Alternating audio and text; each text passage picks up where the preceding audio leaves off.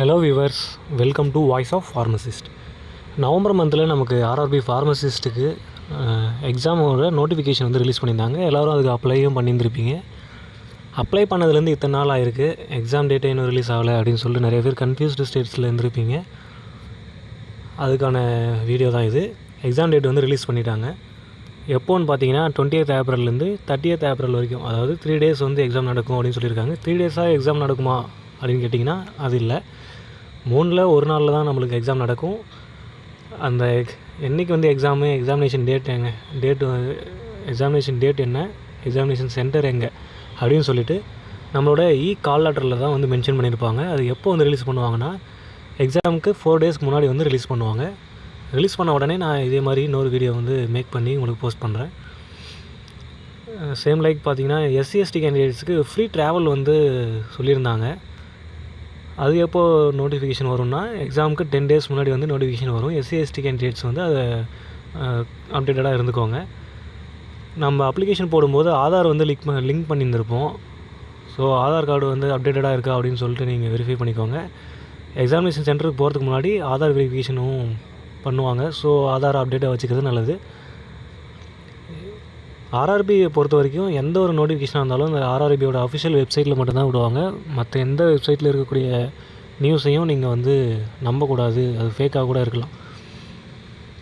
Exam பொறுத்த வரைக்கும் CBT மோடில் தான் நடக்கும். இந்த ரெக்ரூட்மெண்ட் வந்து full and full merit based only. இந்த அமௌண்ட்டு கொடுத்து நான் ஜாப் வாங்கி தரேன் அப்படின்னு சொல்லிட்டு யார்கிட்டையும் அமௌண்ட் கொடுத்து நீங்கள் ஏமாறாதீங்க. ஃபுல் அண்ட் ஃபுல் மெரிட் பேஸ்டில் தான் இந்த ரெக்ரூட்மெண்ட் வந்து நடக்க போகுது. ஸோ நீங்கள் எக்ஸாம் வந்து நல்லா ப்ரிப்பேர் பண்ணிவிட்டு அதை கான்சன்ட்ரேட்டடாக அட்டென்ட் பண்ணுங்கள். அது போதும். ஓகே ப்ரோ, எக்ஸாம் டேட் இருக்குது. எக்ஸாம் வந்து எத்தனை கொஷின் கேட்பாங்க, எவ்வளோ நேரம் எக்ஸாமு, எவ்வளோ மார்க்ஸுக்கு எக்ஸாம் இருக்கும், நெகட்டிவ் மார்க் இருக்குமா, அந்த மாதிரி உங்களுக்கு டவுட்ஸ் இருக்கும். அதை பற்றி நான் இப்போ கிளியர் பண்ணுறேன். பேட்டர்னை பொறுத்த வரைக்கும் ப்ரொஃபஷ்னல் எபிலிட்டிலேருந்து 70 கொஷின்ஸ் கேட்பாங்க. ஒவ்வொரு கொஷினுக்கும் ஒரு mark.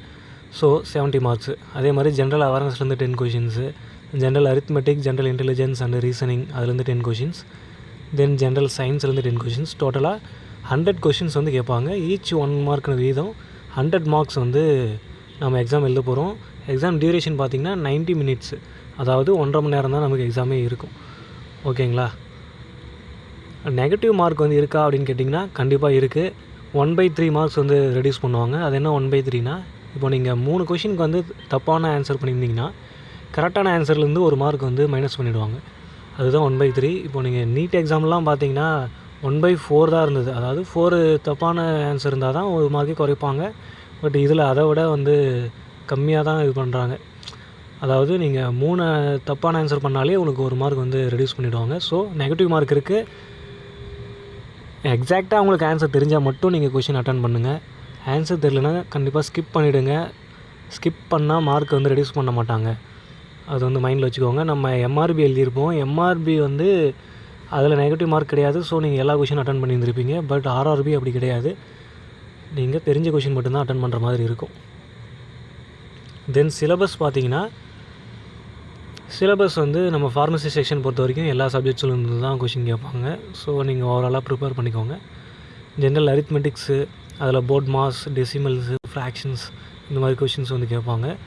Then general intelligence and reasoning பொறுத்த வரைக்கும் alphabetical and number series, coding, data interpretation, Venn diagram, இந்த மாதிரி கொஷின்ஸ் வந்து இருக்குது. தென் ஜென்ரல் அவேர்னஸில் கரண்ட் அஃபேர்ஸு, அப்புறம் இந்தியன் பொலிட்டி, இந்தியன் எக்கனாமி பற்றி தெரிஞ்சுக்கிறது, தென் வேல் நியூஸு, தென் ஸ்போர்ட்ஸு, கரண்ட்டில் ஏதாவது இம்பார்ட்டண்ட்டாக நடந்தக்கூடிய ஈவெண்ட்ஸ் ஏதாவது இருந்துச்சுன்னா அதை பற்றி நீங்கள் தெரிஞ்சு வச்சுக்கோங்க.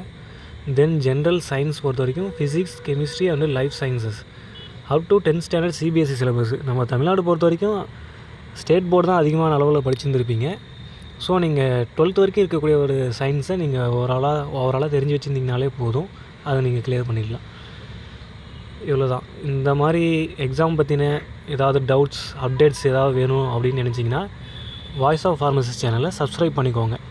இந்த வீடியோ பிடிச்சிருந்துச்சின்னா லைக் பண்ணுங்கள், ஷேர் பண்ணுங்கள், கமெண்ட் செக்ஷனில் கமெண்ட்ஸ் பண்ணுங்கள். நாங்கள் ஏதாவது டவுட்ஸ் இருந்தால் கமெண்ட்ஸ் கேளுங்க. கமெண்ட்ஸில் வந்து கேட்டிங்கன்னா நாங்கள் கண்டிப்பாக வந்து அது ரெக்டிஃபை பண்ணுவோம். தேங்க்யூ ஃபார் வாட்சிங்.